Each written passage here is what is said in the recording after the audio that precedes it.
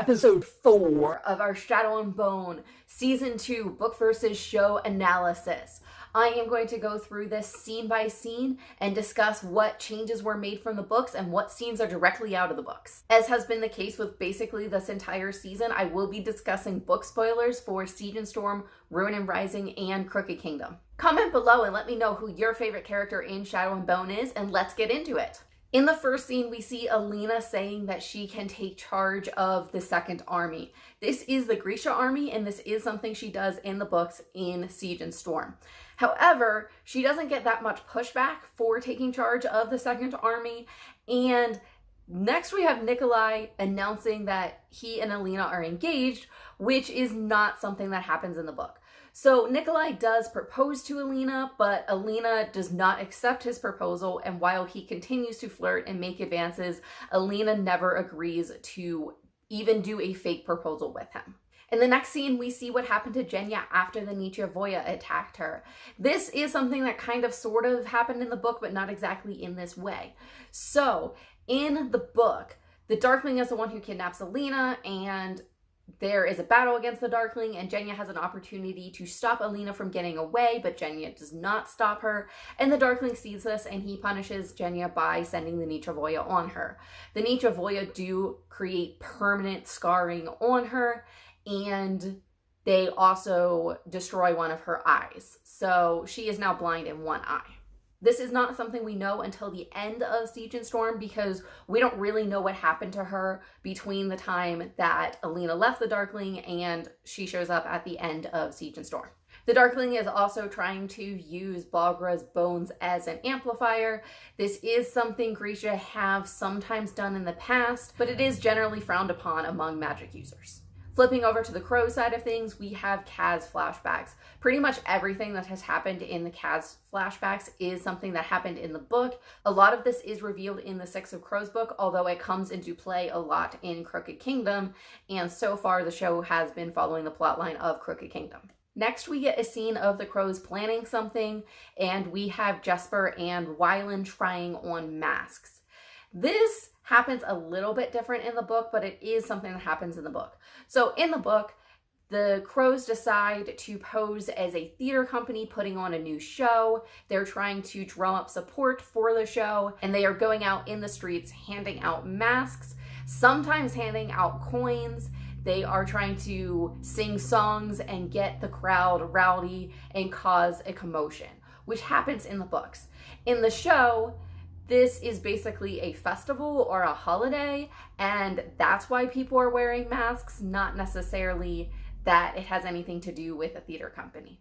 We also get this line from Wylan where he says, "This covers my whole face." I feel like Wylan has had a couple lines in the show so far that are basically Easter eggs for book readers, but show viewers who have not read the books might not understand them fully. So in the books, Wylan is the son of a rich merchant in Ketterdam, and he does not want to be recognized, especially when he's out doing things with the Crows. So the fact that the mask covers his whole face does prevent people from recognizing him. We also have the Crows using these spray bottles, some concoction that Wylan made to cause plague-like symptoms. This is not how it went down in the book. In Crooked Kingdom, Nina is the one who causes plague-like symptoms on people's skin. She causes discoloration of the skin in order to make people think that they have the plague. They do target specifically Pekka Rollins clubs and places that he owns, but this is something Nina does, not something Wylan does. Then we have all the Crows saying "no mourners, no funerals," which this is a classic line from the books, and it's exciting to see that in the show. But right afterwards, Nina punches Kaz, which is not something that happens in the books, although I am sure there are times that everyone has wanted to punch Kaz at least once. Back to Alina, she is training, and she is wishing that she could learn the cut. So, in the books, Alina does train. Specifically in Siege and Storm, we get scenes of Alina training with Bagra, because Bagra is with Alina, not with the Darkling. Alina does learn the cut, and she learns to aim with the help of Bagra. Then we have David showing up, and showing up with Moritzova's journal. So as I talked about in the last episode, David was already with Alina at this point in the book.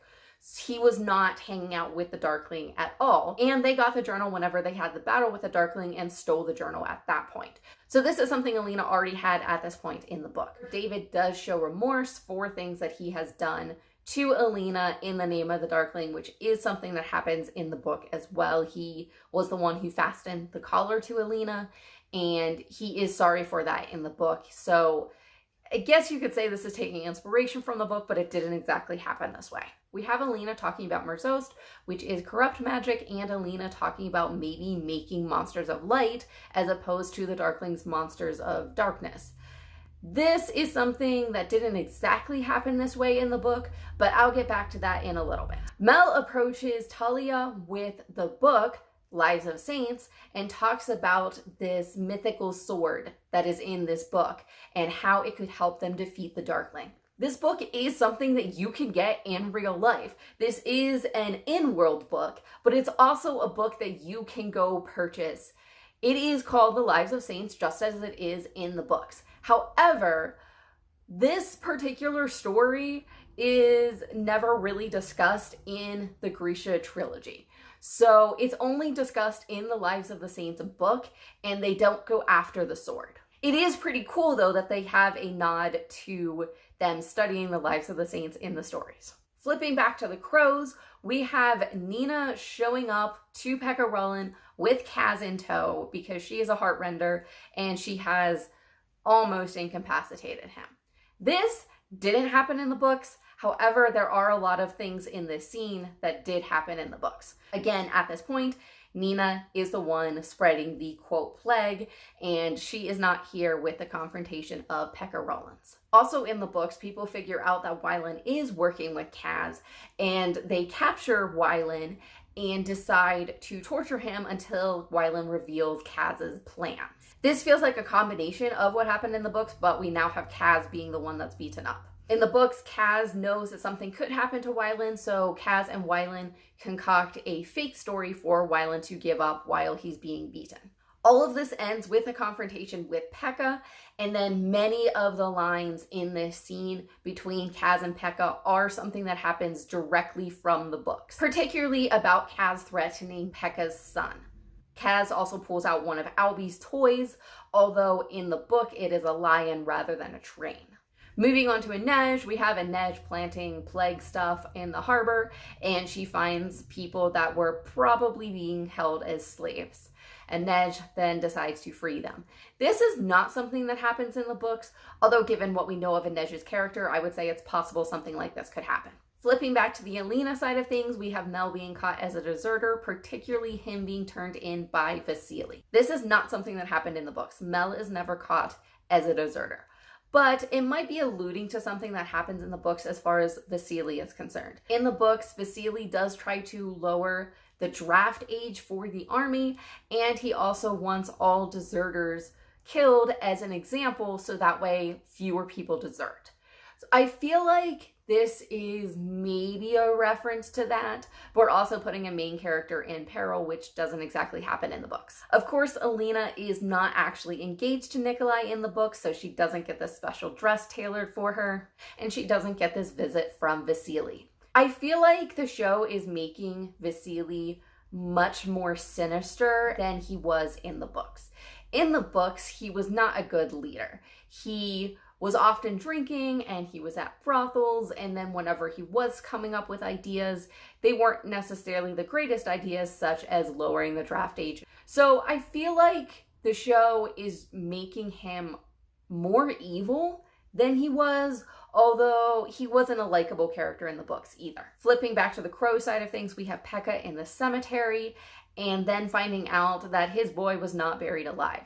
This is similar to what happens in the books, although Pekka never actually makes it to the plot where his boy is supposedly buried. He does very quickly find out that his son was in no harm at all. We then get a scene between Jesper and Wylan where they are discussing the first time they met.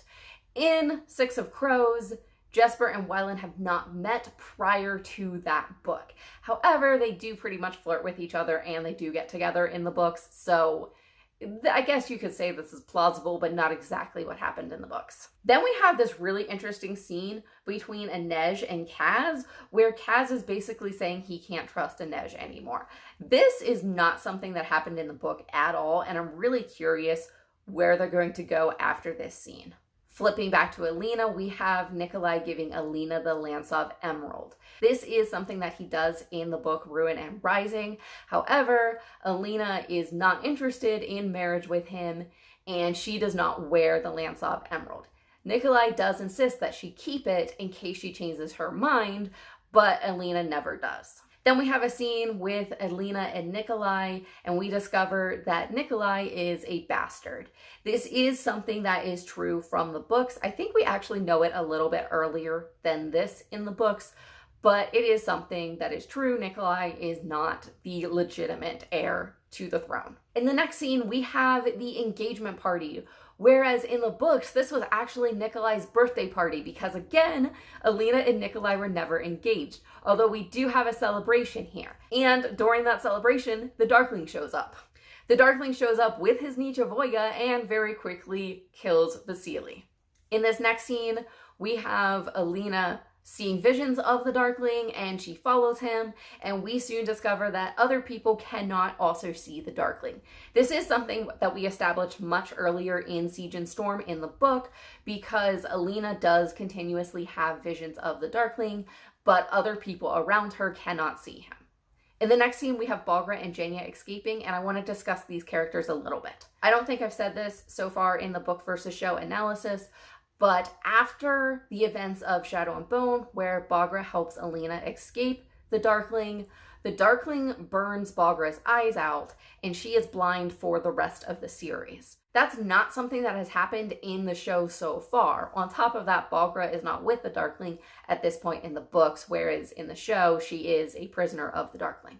On to Jania. Honestly, earlier in the show, the Darkling says Jania is a traitor and he wants to make an example of her to the other Grisha. I thought he was going to have her killed. And the next we see her, she's back in her cell. But whenever I think about the books, the Darkling does make an example of Jania just because she is disfigured. And basically this is what happens when you disobey him.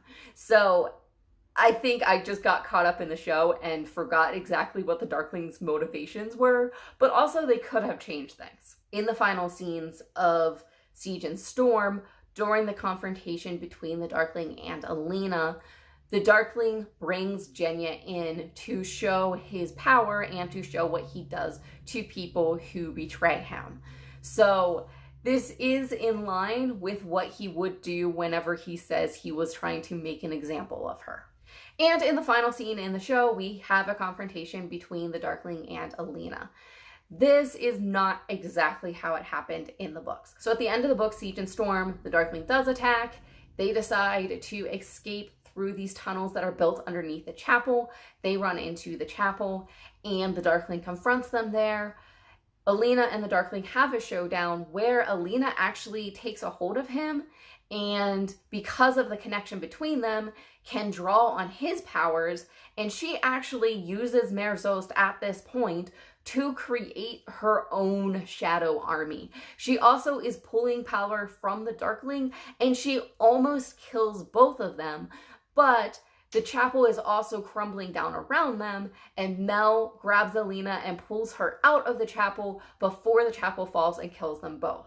Because of this, both the Darkling and Alina live.